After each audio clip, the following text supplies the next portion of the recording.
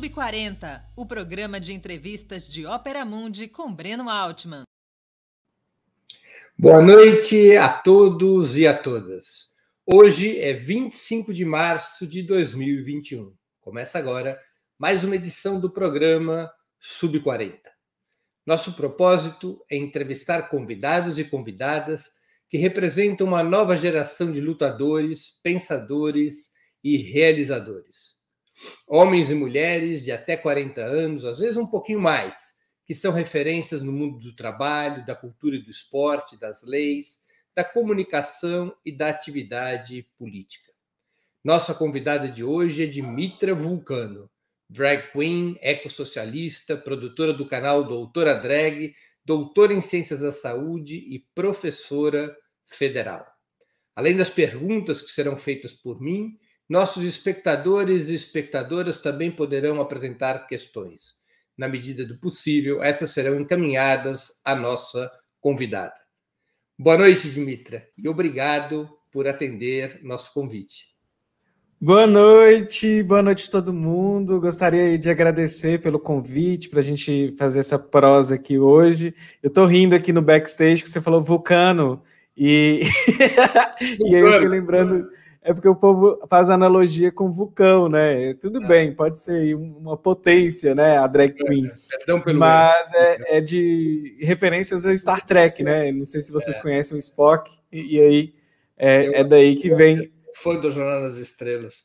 Exatamente. Deve ter sido por isso que eu ato falho. Eu sempre, desde criança, eu era um fã do Jornal das Estrelas. Eu assistia o Jornal das Estrelas ainda no final dos anos 60, quando foi lançado.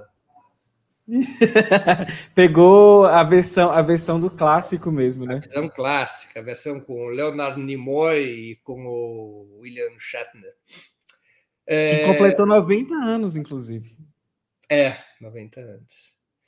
Dimitra, eu tenho que começar com esse insensível protocolo. Qual é a tua idade?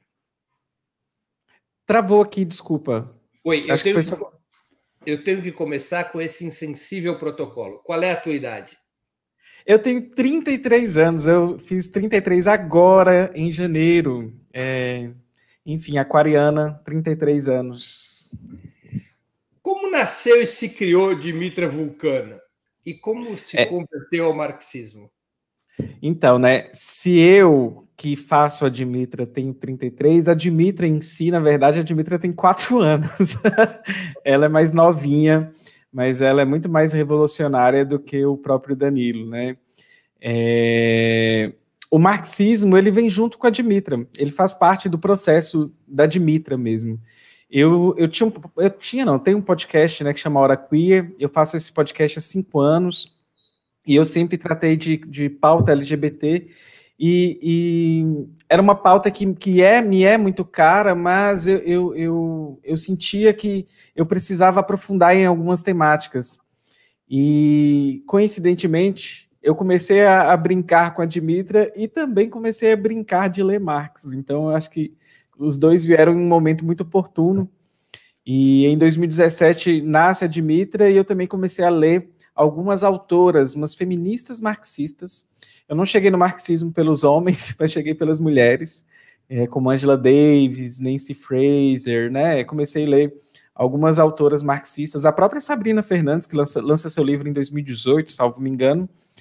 E nesse processo de leitura, de entendimento da realidade, eu me radicalizo, né? Então eu começo a entender a necessidade da gente pautar uma praxis revolucionária para a vida, de não só enquanto pesquisadora, né, professora da academia, não basta a gente entender a realidade se a gente não puder transformá-la também.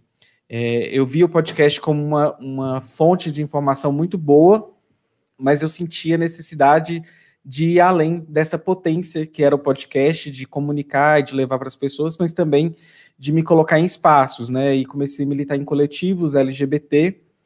E, ao final, né, chega um momento que desemboquei e estou hoje no Subverta, que é um coletivo ecossocialista, e que a gente está aí no PSOL, inclusive hoje, só para demarcar nessa live, né, um companheiro de coletivo que estava numa ocupação, o Thiago Ávila, foi preso com uso indevido, né, da força policial. Isso é bom pontuar. Mas voltando aqui, a Dimitra é isso, né? Será entrevistado por mim na próxima semana, dia 1º de abril, é o nosso próximo convidado no Sub-40. Agora, vai ser bem oportuna a ocasião, né, para ele poder conversar um pouquinho sobre isso. Verdade. Você, antes de existir a Dimitra, como é que foi a tua história de vida? Como é que é? Antes de existir a Dimitra, como foi sua história de vida? Então, eu sou do norte de Minas. As pessoas às vezes acham que o produtor de conteúdo sempre está no eixo São Paulo-Rio, né? E esquecem. Eu sou do norte de Minas, eu sou daqui de uma cidade chamada Montes Claros, uma cidade, sei lá, tem 400 mil habitantes, 300 e poucos mil habitantes. E eu venho de uma família, praticamente todo mundo, né, da zona rural. Minha mãe veio para a cidade com 7 anos trabalhar em casa de família e tudo mais. E aqui eu comecei a fazer letras em inglês, né? Vivi aí boa parte da minha vida em um bairro periférico e tudo mais. Comecei a fazer letras em inglês aos 18 anos e minha mãe morre. E quando a minha mãe faleceu, eu tive que tomar conta de 2 irmãos mais novos e fui fazer administração. Mas meu intuito de vida ainda era ser professora, sempre quis ser professora. Então, eu vou fazer administração para poder tocar um pequeno negócio que minha mãe tinha, uma fabriqueta, que inclusive tem muito a ver com a questão de drag queen, né? Mexer com costura. E minha mãe era costureira. E acaba que eu chego lá, né, nesse curso de administração somente para protocolar, né? Para tentar tocar a minha vida e cuidar dos meus irmãos, ser pai, ser mãe, ser o tutor dessas criaturas, né? Uma criança de 7 anos, um irmão de 15 anos. E eu tinha até esquecido que eu não estava preparado para falar da vida, né? A gente volta nas memórias, mas é interessante a gente pensar um pouquinho. E aí eu fiz administração, só que eu sempre gostei muito de números e tudo mais, e aí era uma parte boa para fazer administração, mas eu me envolvi com grupos de pesquisa na área de saúde, começo a publicar bastante na área da saúde ainda na graduação e me vejo, né, me deparo como estatístico de um grupo de estudos e vou fazer mestrado e doutorado na área da saúde. Onde o mestrado eu fiz na área das... Como é que é? Onde você fez a sua graduação? Aqui em Montes Claros eu fiz na faculdade particular e aí o mestrado na universidade que é a Unimontes. E quando eu terminei o mestrado, eu já estava meio que conectado com as questões mais das pautas sociais, a pauta LGBT e tudo mais. E eu queria fazer um doutorado na área de sociologia, já misturar tudo, né? Saí da administração, larguei um curso de letras em inglês quando minha mãe faleceu e fiz um mestrado na área da saúde e queria fazer algo na área... Eu queria fazer algo em desenvolvimento social, sociologia, enfim, queria algo que eu pudesse conectar com os temas que estavam me movendo naquela época. Acaba que na minha cidade não tem nada do tipo, não tinha, na verdade, na época, né? E eu acabei optando em fazer o doutorado em Ciências da Saúde por causa disso. Não foi um doutorado que me moveu, assim, pelas paixões, mas fui pragmática no sentido de que eu precisava de um diploma, de um título para poder me posicionar na academia. E, ao mesmo tempo que eu fazia isso, eu ia produzindo conteúdo para o podcast, estudando teoria queer, gênero e sexualidade, até que eu me deparo com as feministas marxistas. Então, é ali que eu meio que chego num ponto de encontro e aí eu vejo, né, assim, como que os limites da representatividade liberal, né, que a gente costuma muito acreditar, de pensar nas pautas identitárias, mas sem cair em identitarismo, e quando a gente começa a ver as próprias contradições que o capitalismo nos coloca, aí a Dimitra começa a se radicalizar, e é por essa via aí que foi uma trajetória interessante, assim, né? A trajetória que eu saio de vários lugares tentando achar um lugar, e talvez agora, aos 33 anos, eu descobri algo que me move para estudar, para agir, para me organizar, para me colocar enquanto um ser político e social. Antes desse teu contato com as feministas marxistas, você não tinha, digamos, contato com a atividade política ou com o marxismo? Essa foi tua porta de entrada? Com coletivos que são exclusivamente LGBTs e que são importantes, assim, para algumas questões, sobretudo aqui na região, que é uma região extremamente machista, homofóbica, né? A gente vive, né, sobre ainda os tempos coronelistas ainda, as pessoas aqui lidam com sobrenomes, né, filhos de quem, e aí essa questão de trabalhar com a pauta LGBT era muito importante e é muito importante, mas eu sentia que a gente esbarrava em alguns limites que a gente não entendia, eu não entendia esses limites, né, esses próprios limites da própria democracia liberal, e quando eu começo a perceber esses limites, eu desemboco no encontro as feministas marxistas. Então, assim, trabalhar com questões da pauta LGBT, com movimentos LGBT, faz parte do meu processo de construção da identidade, né? Eu tenho até um vídeo que a gente pensa, né, que primeiro a gente tem que se colocar neste mundo, enquanto pessoa não hétero, uma pessoa que está fora de alguns padrões que a sociedade espera da gente.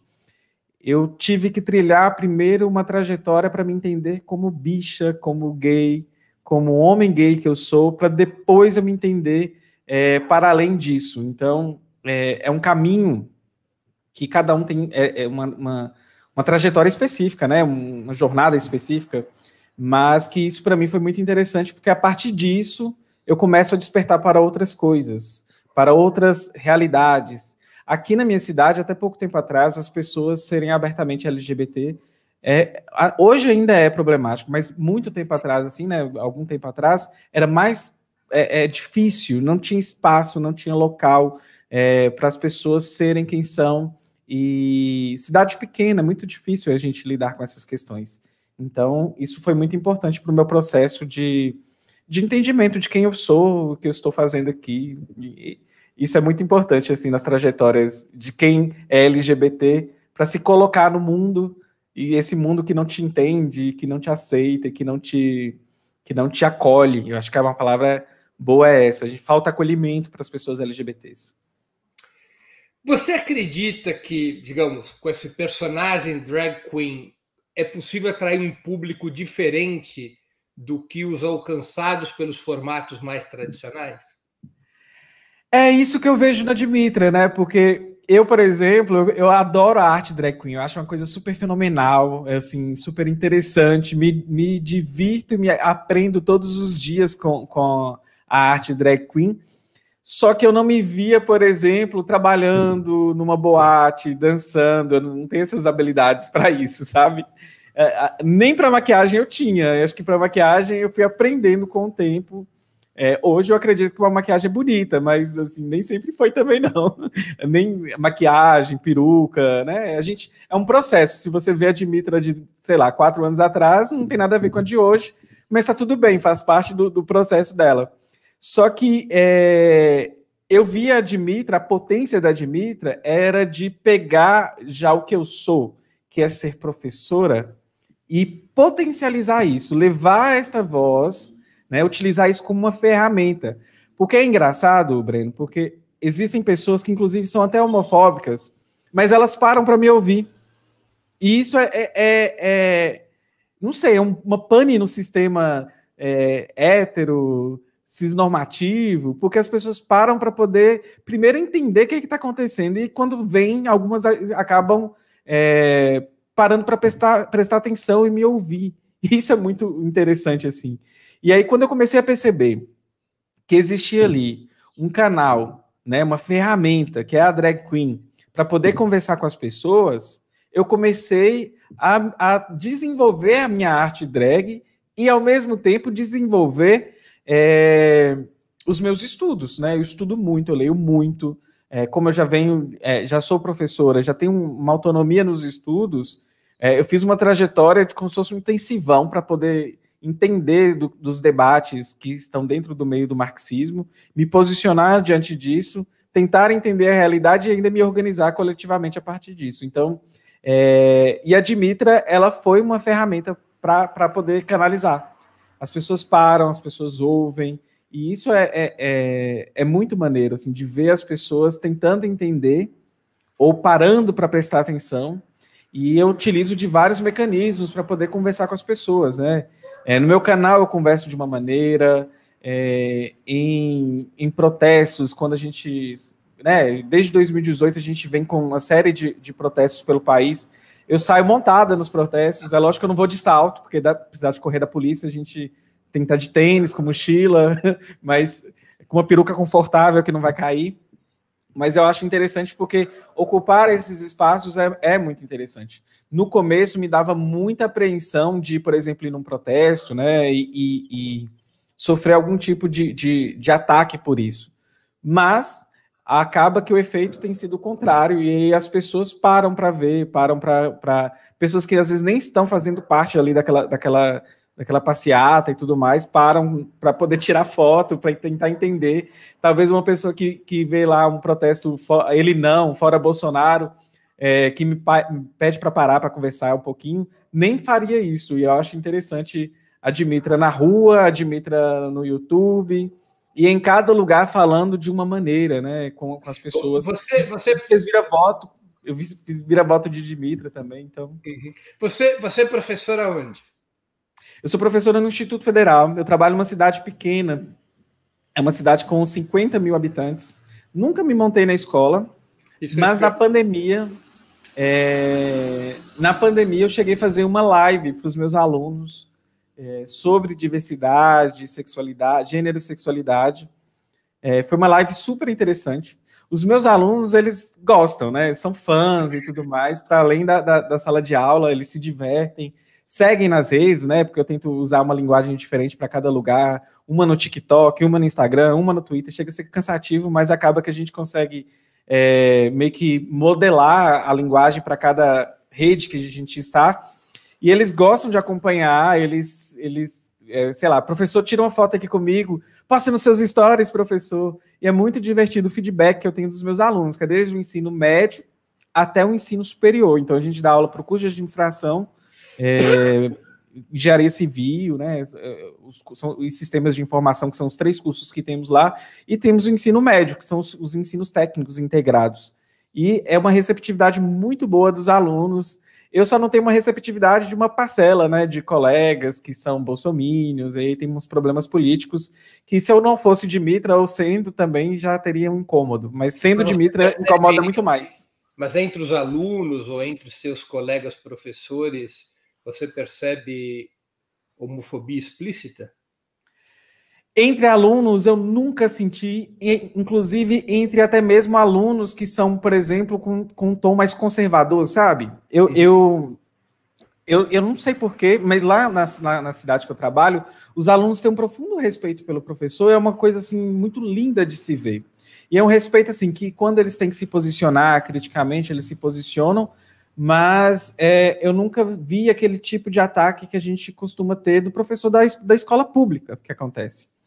Agora, entre colegas, existe um preconceito velado, mas existe também, por exemplo, uma receptividade da gestão de estar discutindo essas temáticas. Então, eu acredito que quando a gente tem, pelo menos, um movimento... inclusive, não é um movimento da gestão, é umas questões também que são legais, né? A escola ela precisa ser inclusiva, existem dispositivos que obrigam a escola a ser assim, e acaba que a gestão também é muito, muito aberta a isso. Então, eu vejo que essa abertura faz com que eu consiga ter um diálogo com os meus colegas e com a gestão, e que tenha momentos para a gente poder debater sobre isso. Por exemplo, recentemente eu fiz uma live com mulheres trans, falando sobre as mulheres trans no contexto acadêmico.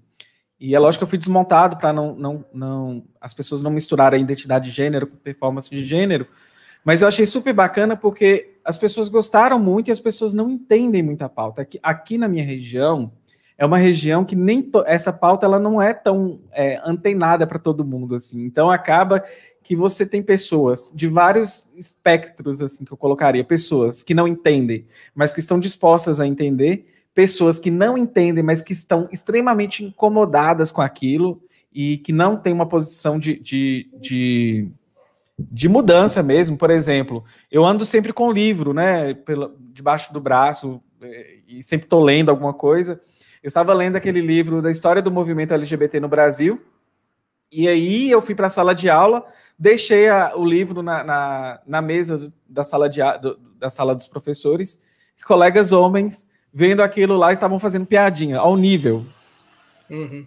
E aí uma colega que viu, e ela foi me contou, e aí eu cheguei e relatei para eles, até escrevi um texto no Medium na época, e postei, e falei assim, gente, olha, isso aqui é uma reflexão, acho que vocês precisam pensar um pouquinho sobre isso, porque essa temática, ela é para ontem, né? Vocês precisam entender essa temática para ontem.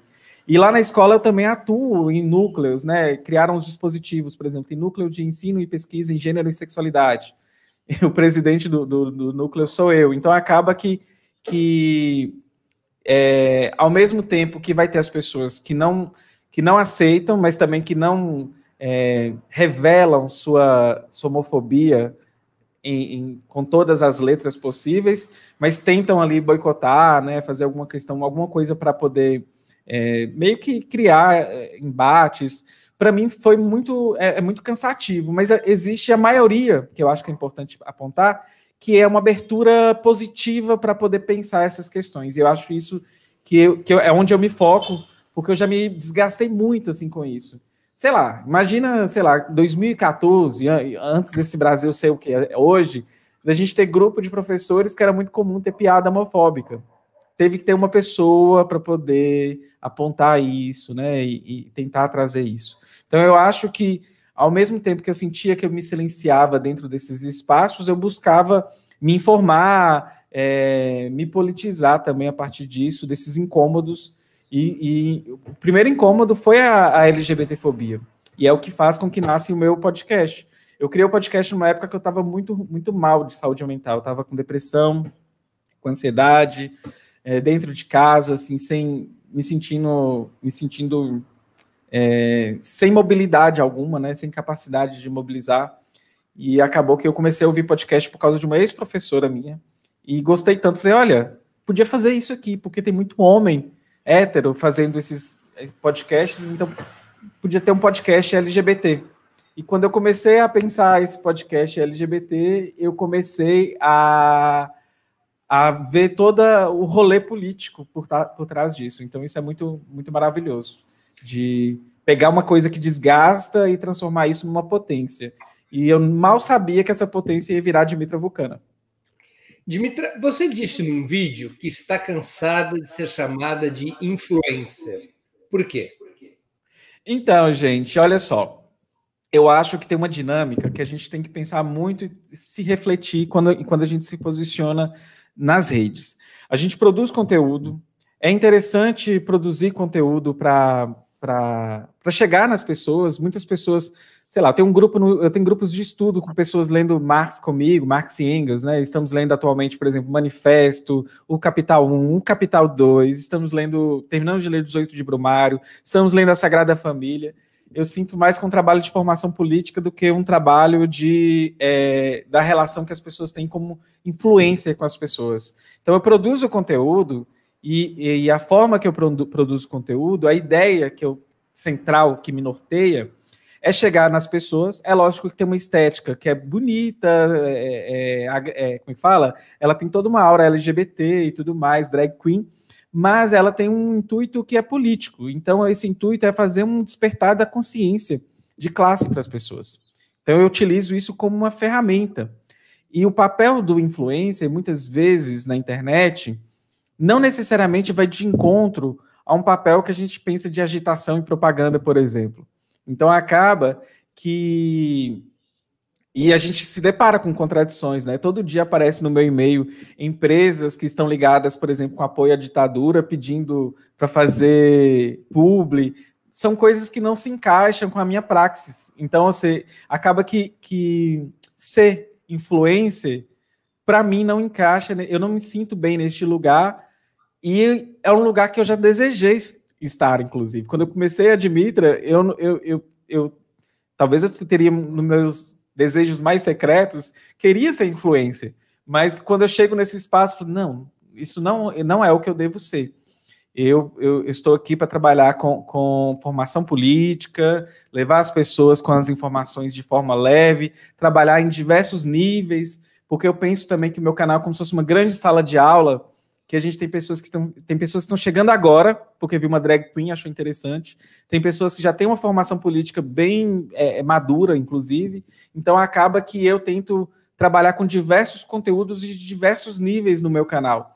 E isso, para mim, não é o papel de influencer, né? Eu vejo, por exemplo, muitos influencers, eu já vi influencers assim, com vídeos assim, cansei de ser militante.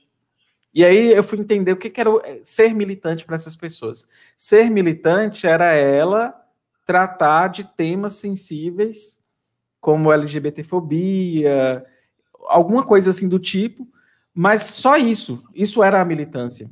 Não é desmerecendo esse trabalho, porque é um trabalho interessante de conectar as pessoas com pautas que não são interessantes, mas isso não é ser militante. Então, assim, é até mesmo um esvaziamento da palavra militante.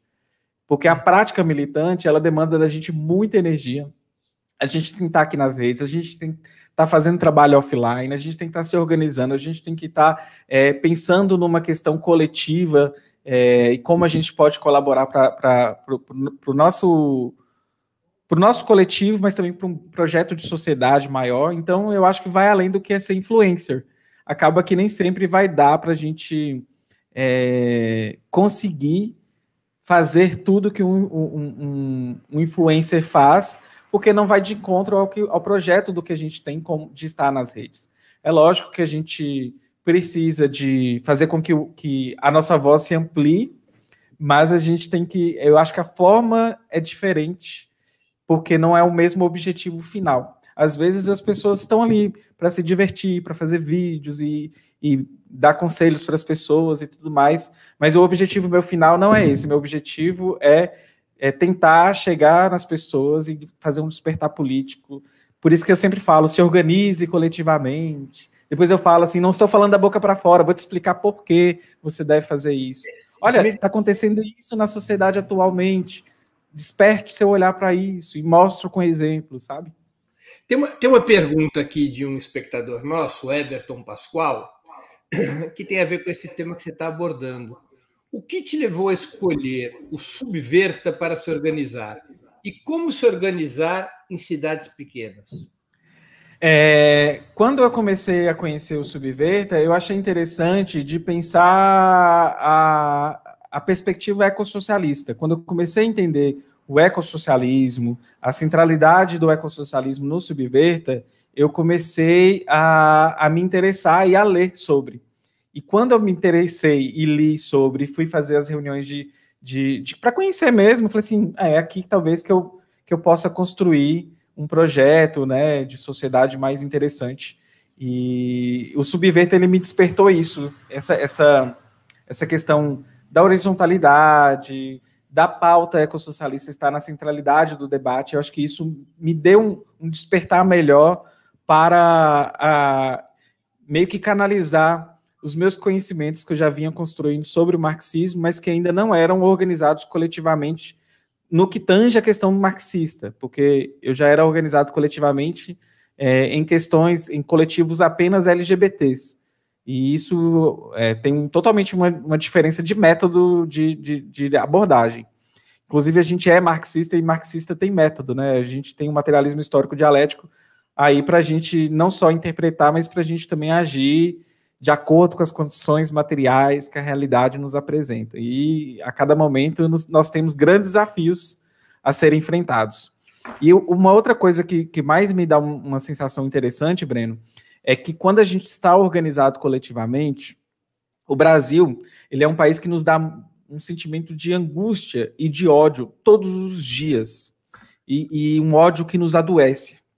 Agora, o ódio de classe, eu acho que quando ele é semeado de forma positiva, a gente pode não só fortalecer a saúde mental, né, a cabeça mesmo, mas como achar um propósito mais interessante. Então, assim, quando você tem esse ódio, mas você consegue canalizar esse ódio de classe para grupo específico, que é a classe dominante, e também atuar em projetos que visam derrubar esse tipo de sociedade para a gente construir uma sociedade melhor, eu acho que isso nos dá uma sensação,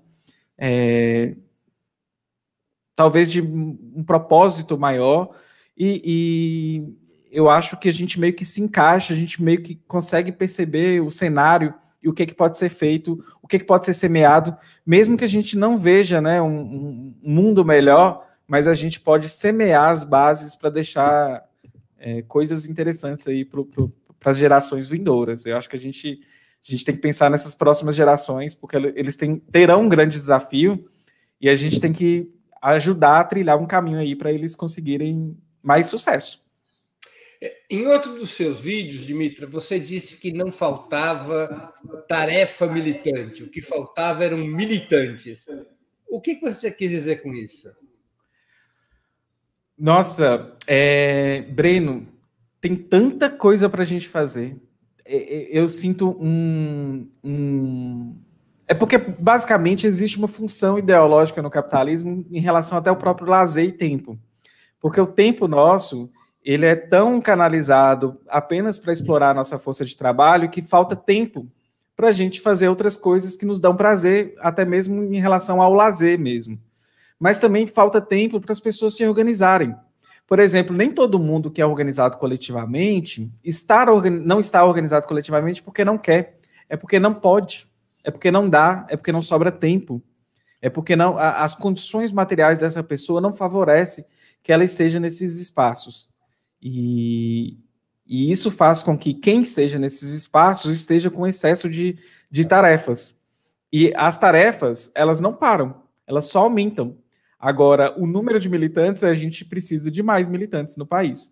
A gente precisa de mais pessoas filiadas aos partidos, mesmo que a gente entenda as limitações da institucionalidade, a gente precisa de mais pessoas nos coletivos, e a gente sabe que o neoliberalismo, ele agiu nas pessoas de forma a diminuir a potencialidade dos laços solidários. Então, as pessoas estão cada dia mais individualistas, levadas para uma cultura meritocrática, mas isso tem tudo a ver com um projeto de sociedade que foi construído desde Margaret Thatcher e o Reagan, né? Não existe sociedade, existem indivíduos. Então, assim, esse processo de cortar os laços solidários, ele é muito longo e ele funcionou. A verdade é esta. E existem espaços que as pessoas se organizam, mas alguns lugares as pessoas precisam se organizar e estão organizadas por questões de sobrevivência. E outros, as pessoas ainda não conseguiram despertar para essa organização e às vezes nem podem, porque o capitalismo nem isso deixa as pessoas terem tempo para poder utilizar para seu lazer, para seu descanso, para ter uma melhor saúde e também para poder pensar e construir uma sociedade melhor e mais justa, mais solidária. Aliás, a produção do programa está nos lembrando que hoje é o Dia Nacional do Orgulho Gay. É 25 de março. Gente, olha, tem acontecido tanta coisa no Brasil que nem isso eu lembrei. Acaba aqui de tentar processar, inclusive. Não me lembrava, Breno. Não me lembrava mesmo. A Michele, que é a produtora aqui do Sub-40, acabou de me lembrar disso. Eu também. Obrigado pela sensibilidade, Michele. Não tinha esse registro. Dimitra, você fala muito sobre cultura pop nos seus vídeos, reality shows,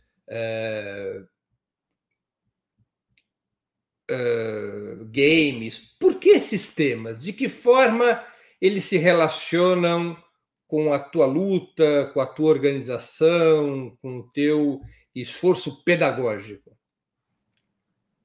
Então, eu tenho também interessado muito por falar de quadrinhos também. Eu gosto muito de trabalhar com essas temáticas. Inclusive, eu tenho escrito um quadrinho que eu não sei quando sai, porque quase nunca estou tendo tempo de construir essas histórias, mas eu acho interessante. Eu não sei se você lembra daquele autor Mark Fisher, do Realismo Capitalista, e o Fisher, ele tem um estilo de escrita muito legal, que imprimiu um efeito nos últimos vídeos, que foram as últimas leituras que eu li do Fisher, do Jamie Woodcock, e que acabou que eu meio que me conectei com coisas que eu gostava e que eu ainda não fazia um link com o próprio marxismo em si. Então, quando a gente pensa, por exemplo, né, games, que indústria é essa? É uma indústria bilionária, move muito dinheiro e que tem um grau de exploração da classe trabalhadora tremendo, tremendo, tremendo, tremendo. É um lugar extremamente sexista, machista, LGBTfóbico, racista, que cria bases, inclusive, para usuários estarem da mesma maneira e que também trabalham com temas políticos, sem parecer que são políticos, mas que criam uma subjetividade reacionária nas pessoas. Então, a gente vê homens que saem aí jogando Call of Duty, sei lá, tirando para tudo quanto é lado e exalando, né, vários preconceitos ao microfone, ou também, por exemplo, igual o filho do Jair Bolsonaro, que tem canal e tudo mais, e tem vários desse tipo que, ao mesmo tempo que estão jogando, estão falando de coisas que criando subjetividades nessa juventude, e são subjetividades reacionárias. E eu acho que a gente precisa também criar novas subjetividades nessa galera. Então, por que não ter uma drag queen jogando, fazendo stream de outras coisas, mas também falando de Marx, falando de Engels, e criando novas subjetividades que não sejam reacionárias. E a gente sabe que o que a gente vê hoje é fruto desses espaços sendo ocupados por essas pessoas desde a cadeia de produção e não somente no consumo. Então, tudo nasce na esfera da produção também. Já dizia Marx. Deixa eu te fazer uma pergunta nesse âmbito da ressignificação da cultura pop. O marxismo é pop? Isso é, ainda pode atingir a juventude e ter ampla repercussão na sociedade moderna? Eu adoro essa pergunta porque quando eu vi o título da live, eu lembrei de Clara Zetkin. Clara Zetkin, em 1923, ela vai fazer um comício, não é um comício, uma palestra, eu não sei o nome, me fugiu o nome do que ela ia falar, mas ela ia fazer uma fala para camaradas, e em 1923 temos aí a ascensão do Mussolini e em breve, alguns anos depois, viríamos a ter a figura execrável do Hitler. E ela faz uma análise de conjuntura muito interessante sobre 10 características do que vem a ser o fascismo e de como ele age e como a gente deve pensar o fascismo. E ela estava ali fazendo uma análise de conjuntura dentro da conjuntura, né? E é lógico que uma grande marxista do século XX e tudo mais, que domina o materialismo histórico, mas eu fico imaginando o nível do que é da dificuldade da gente fazer análise de conjuntura com as coisas acontecendo, igual está acontecendo aqui no país. E quando ela fala isso, ela começa a falar das características, né, da ascensão do racismo, de xenofobia, começa a falar dos mecanismos de controle que são utilizados, mas ela abre pauta para uma outra questão que é sobre o potencial da juventude revolucionária de perceber as injustiças do nosso tempo e, a partir disso, ter um levante da juventude a partir desse olhar. E por mais que nós tenhamos condições materiais, uma realidade totalmente diferente, talvez até com mecanismos de controle do capitalismo maior do que antes, eu vejo que isso desperta a juventude, porque cria um incômodo de ver essas mazelas da sociedade, não sabem como canalizar isso e começam a perceber através dos mecanismos de coisas, espaços que eles acessam, né? Eles estão no TikTok, eles estão no Twitter, Instagram, mas esse despertar acaba que leva a juventude também a ter um despertar revolucionário. E neste ponto eu estou com Zetkin, que essa percepção da juventude do seu tempo, de acordo com as condições materiais do seu tempo, o nosso potencial está na juventude. Então, anticomunismo está aí há muitos anos, mas Marx não deixa de ser pop. Então, eu acredito que dá para a gente, sim, né, despertar com estéticas diferentes e dá para a gente trazer essa juventude para a questão do despertar mesmo da consciência de classe. Então, O anticomunismo está aí há muito tempo, né? Assim, a gente tem uma construção histórica. Deixa eu colocar uma pergunta sobre um outro espectador nosso, o Guaraci dos Santos. Dimitra Vulcana, boa noite. Como você vê a luta do marxismo hoje? O movimento está fraco, está se fortalecendo? Como você vê? Eu acredito que, olhando para o que a gente tem hoje, para as nossas lutas de hoje, a gente tem uma esquerda radical que é uma parcela muito pequena, como um todo, e a gente precisa ainda de disputar muitos espaços, inclusive entre a esquerda. A fragmentação da esquerda já é algo que é muito faz parte do processo, mas que a gente tem uma esquerda radical ainda que não tem seu espaço. A gente vê, por exemplo, que debates começam a ser pautados na internet e que esquecem, por exemplo, de normalizarem o mal liberal. Então, quando eu vejo, por exemplo, o anticomunismo muito forte na mídia hegemônica, né, estão discutindo, sei lá, dias desses, a pauta central num país com tanta coisa acontecendo era stalinismo. E não que a gente não deva falar sobre isso, porque a gente tem que fazer um balanço crítico da nossa história, enquanto socialista, enquanto marxista. Esse debate, ele acontece, inclusive, mas quando a gente vê que eles desviam-se o foco, né, na mídia para poder tratar e usar um anticomunismo e colocar todos os comunistas, marxistas, socialistas, ecossocialistas num grande balaio, eu vejo muito complicado, então, no sentido de que o marxismo hoje, uma esquerda radical, ela ainda tem um espaço a ser ocupado e é uma tarefa muito grande e é uma tarefa que não é instantânea, não se cria isso a partir de sei lá, mecanismos rápidos. Esse trabalho é um trabalho de formiguinha, é um trabalho diário, e que não deve deixar de ser feito, ele está sendo feito por algumas instâncias, partidos e coletivos. Então, assim, o marxismo hoje, eu vejo como a esquerda radical como um todo, né? Ela precisa ainda de calcar seu espaço. Quando a gente vê que estão ainda polarizando uma política entre, sei lá, uma centro-esquerda para uma direita e uma direita conservadora, ou até mesmo de uma direita para direita conservadora, é porque lá do outro lado que a gente tem esquerda radical, a gente tem muito trabalho a ser feito. E todo dia a gente enfrenta a teoria da ferradura, né? Colocar os radicais como as pessoas que são do mesmo nível da direita autoritária, e a gente sabe que não é bem assim. Então, é um trabalho de formiguinha, diário, e que eu vejo um despertar cada dia maior das pessoas, e isso eu acho interessante, né? Eu queria ter números para poder ser bem materialista e trazer as condições materiais, sei lá, eu sou estatística, né? Um grau de evolução disso seria muito massa. Então, eu só falo pela percepção, e a percepção, inclusive, gente, pode estar um pouquinho anuviada aí pela falta de números. O Figueiredo, outro espectador, também tem uma pergunta para te fazer. Cheguei agora, não sei se o tópico já foi abordado. Gostaria que a Dimitra fizesse um arrazoado sobre a relação entre as pautas LGBTs e a esquerda, sobre o movimento de reação a grupos identitários dentro da esquerda.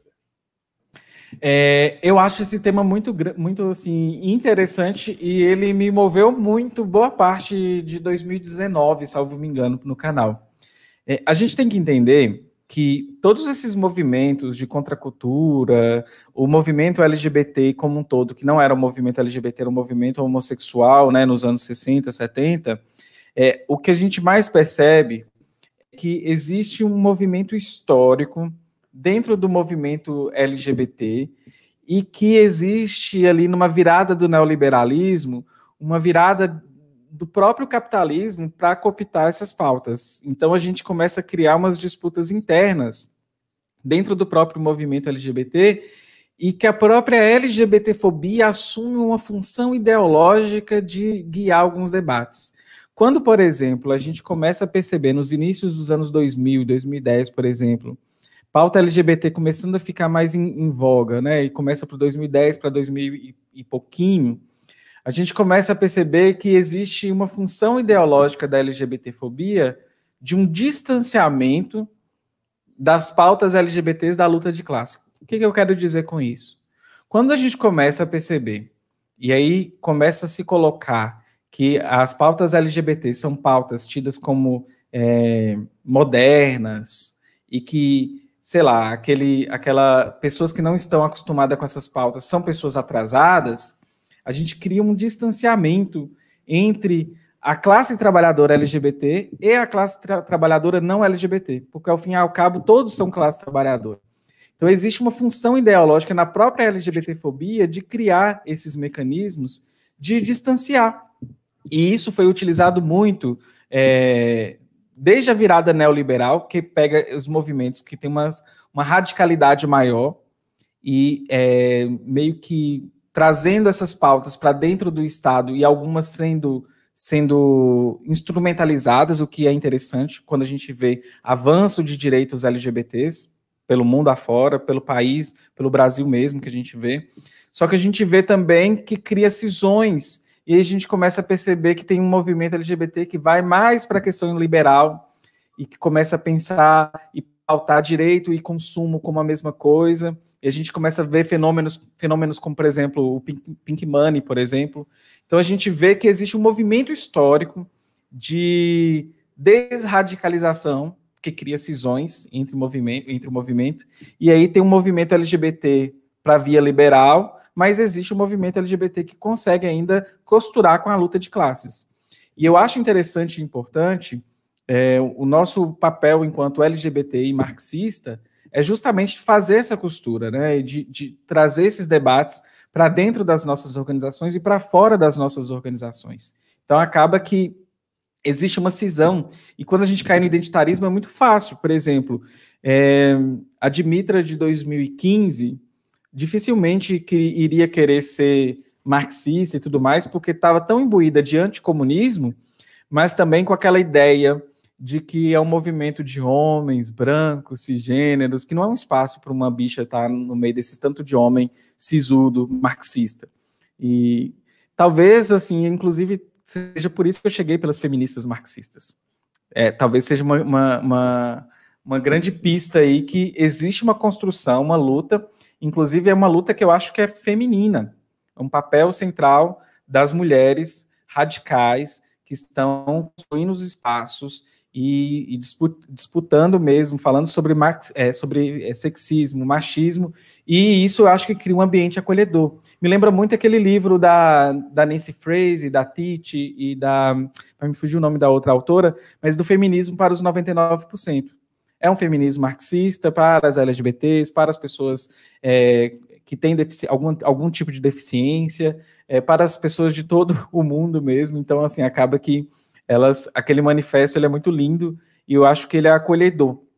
Então, assim, o que eu mais vejo é uma função ideológica de cisão dessas pautas, né? Falar sobre identitarismo, sobre pauta anti-opressão. Esses dias eu até li um texto de um camarada negro falando por que eu não uso mais a palavra identitarismo, porque ele também vê uma função problemática da gente até pautar os problemas do identitarismo, porque pode ser que a gente também está criando ali mais problema ao debater o problema. É lógico que a ideia do texto não era não debater, era só não usar mais a palavra identitarismo. Eu gosto muito de usar pautas anti-opressão, e ainda falei com ele que gostei muito do texto dele, que cutucou o fundo do meu cérebro, até brinquei assim com ele, e que eu iria achar uma palavra que denotasse para mim o meu incômodo com o identitarismo. Hoje o identitarismo me incomoda muito, mas eu também fui identitária. E aí a gente tem que pensar por que eu fui e por que muitos ainda são. Então a gente tem que tentar entender os limites e as nuances disso e de ver como que o acesso a essas informações dificulta. O capitalismo, Breno, ele é uma coisa muito complicada da gente lidar porque ele cria subjetividades nas pessoas. E essas subjetividades que a gente tem que estar preparado para a luta nossa do nosso tempo. É saber lidar com essas subjetividades. Então, quando a gente vê uma drag queen toda colorida aqui, mas que no final está preparada para a luta, para se organizar e chamando as pessoas para se organizar, eu acho que tem uma função de dar um bug nas pessoas e de ver que é possível lutar por um mundo melhor e pensar o marxismo a partir disso também, né? E o também ele é muito claro aqui, porque existem várias frentes da gente conversar com as pessoas e usar várias linguagens. Essa é apenas uma delas e uma das que são necessárias. Dimitra, no seu Instagram, você disse estar receosa de que haja uma escalada de autoritarismo agora que os direitos políticos de Lula foram restituídos. Por que esse receio? Enfim, fazer uma leitura materialista da história às vezes é meio complicado, mas quando o Lula chegou, né, e fez aquele discurso, foi um dia, acho que foi um dia muito gostoso para todo mundo, né? Deu uma injeção de ânimo. E olha que a Rita Von Hunt tem uma fala muito legal, né? Se vocês querem criticar o Lula, a gente precisa criticar o Lula, mas se for para criticar, ele precisa estar lá, pelo menos, para a gente poder criticá-lo, porque tá difícil. E eu tenho lido ultimamente, eu estava lendo o 18 de Brumário na época dessa volta do Lula. E o 18 de Brumário, ele é um livro muito angustiante de se ler, porque o Marx estava ali fazendo uma análise de conjuntura do Luiz Bonaparte em pleno acontecimento dos fatos, né, entre 1848 e 1851, e quando a gente começa a ver algumas questões que a história se repete, né, primeiro como farsa e depois como tragédia, ou primeiro como tragédia e depois como farsa, a gente começa a perceber alguns mecanismos que podem aumentar a escalada do autoritarismo. Hoje mesmo eu estava escrevendo um roteiro de vídeo e eu visitei um vídeo meu falando assim, início de 2019, final de 2019 para início de 2020. Eu falei assim, gente, 2020 vai ser um ano muito difícil para a gente. 2020 a gente vai precisar de muita luta, porque vai ter uma escalada de autoritarismo do Bolsonaro. Mal sabia eu que estaríamos numa pandemia e que teríamos uma escalada muito maior do que eu imaginei. Então, o que eu mais vejo é como se fosse uma contra-reação de tudo que está acontecendo e a gente precisa entender quais são os interesses da burguesia neste momento, qual é o movimento que a burguesia está sinalizando, até onde vai essa criação para eles da miséria, porque a gente sabe que, infelizmente, os capitalistas estão lucrando com essa pandemia, com essa miséria. Então, assim, eu acredito que pode chegar num ponto de corte que eles não vão querer mais, não vai ser mais interessante, porque pode ter grande retorno e faz parte das contradições do próprio capitalismo. Mas eu fiquei, assim, apreensiva quando eu vi o Lula na televisão e aí eu fiquei pensando, assim, numa escalada de golpe. Enfim, eu estava muito imbuída do Luiz Bonaparte, porque os mecanismos pareciam muito com isso, né? A própria burguesia, que favoreceu a inserção do Luiz Bonaparte no poder, quando ela não queria mais o Luiz Bonaparte, já não tinha mais volta. O Estado estava todo aparelhado, as Forças Armadas estavam aparelhadas. Existe todo um movimento na história que Marx vai mostrando no 18 de Brumário, que você fica assim, caramba! Então, assim, será que na hora que a burguesia não quiser mais o Bolsonaro, será que as forças, né, o aparelhamento, todo o movimento que foi dado na história chegou a um ponto que não temos mais retorno? Não sei.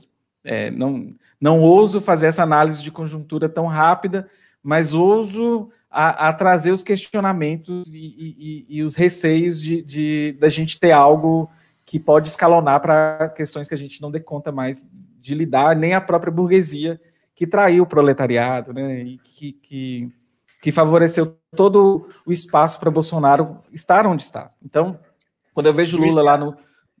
Diga. Não, conclua, por favor. Então, assim, quando eu vejo um Lula fazendo um discurso desse, eu fico pensando só no ponto de não retorno, assim, de algumas questões de aparelhamento mesmo do Estado, de correlações de força, que a gente pode estar aí em grande desvantagem. A reabilitação eleitoral, civil e eleitoral do Lula te dá esperanças? Sim. Eu sinto uma dose de energia. Eu senti pessoas animadas com isso. E eu acho engraçado que talvez fazer um balanço, né, de pessoas que são, inclusive, antipetistas, mas que ficaram extremamente decepcionadas com o Bolsonaro. E eu queria entender essas pessoas e entender esse fenômeno que eu ainda não consigo dar conta dele, das pessoas arrependidas e pessoas que talvez podem sonhar com uma sociedade que não seja isso aí que a gente está vivendo, né? Essa distopia total. Então, eu vejo esse processo como um caminho interessante para a gente, mas não sei não sei não, isso eu tenho certeza, né? Que a gente poderia ter evitado 300 mil mortes, né, Breno? Uhum. Claro. Não precisávamos chegar a esse ponto. Dimitra, a gente está chegando ao fim da entrevista. Vou aqui agora passar para as nossas perguntas ping-pong. Prato preferido? Estrogonofe de grão de bico. Na verdade, não é esse, não, mas é porque me fugiu o nome do outro. Você é vegana? Sim. Time de futebol? Nenhum. Futebol, para mim, me lembra muito relações complicadas com família, pai, essas coisas. Então, é nenhum. Livro inesquecível? Livro inesquecível. Eu acho que, acho que o livro que mais me marcou nos últimos anos foi ler a história de Angela Davis. Eu acho que eu li esse livro em 2017. Acho que foi 2017. Ela escreveu com 23 anos e que potência ela era aquela mulher. Música preferida? Não tenho, você acredita, Breno? Não tenho. Eu sou muito fraca de música porque eu ouço muito podcast há 5, 6 anos e acaba que, para mim, qualquer música da época eu estou ouvindo e tem um gosto muito eclético. Desde ouvir axé, depois está ouvindo pop mas não crio vínculo com nenhuma. Filme marcante? O Jovem Marx. Se esse filme não marcar as pessoas, eu acho que ele é uma produção... É difícil da gente ter uma produção legal, interessante, para até quem não é marxista, e gostar de um filme que não é anticomunista e é bem feito, assim, sabe? Tem umas questões técnicas, mas eu acho que é um filme super interessante. Ídolo político? Qual? Ídolo político. Eu sou marxista e a gente é iconoclasta. Evento histórico do qual gostaria de ter participado? Nossa, quando a Michelle, né? Ela me mandou, eu fiquei pensativa, assim, qual evento histórico que eu queria ter participado? E caramba, eu não consigo pensar nenhum evento histórico, mas eu queria sentir de perto a virada de 64 no Brasil, só para saber, meio que só entender mesmo algumas questões que nos chegam até hoje, mas só por curiosidade. Mas é difícil de pensar em evento histórico, né? Dimitra, muito obrigado por teu tempo e por ter participado do Sub-40. Eu tenho certeza que nossos espectadores e nossas espectadoras aproveitaram muito essa nossa hora de conversa. Muito obrigado. Eu que agradeço, foi um prazer estar aqui com vocês, bater um papo. Hoje eu estava borocochô, porque a gente estava aqui com as nossas lutas, mas é interessante também quebrar um pouquinho o clima do dia para poder conversar com outras pessoas.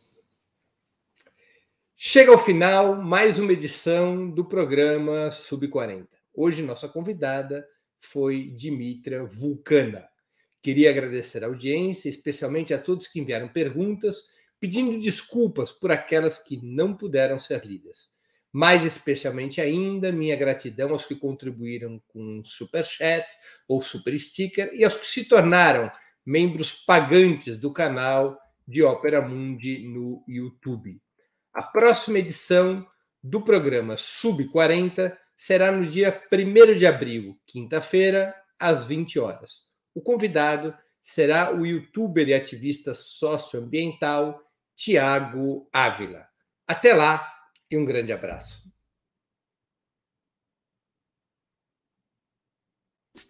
Para assistir novamente esse programa, se inscreva no canal do Ópera Mundi no YouTube. Curta e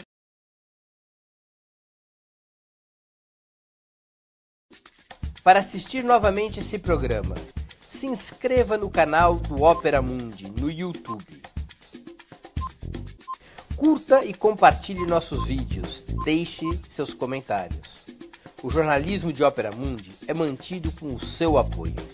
Faça uma assinatura solidária em www.operamundi.com.br. Com um pequeno valor mensal, você nos ajuda no desenvolvimento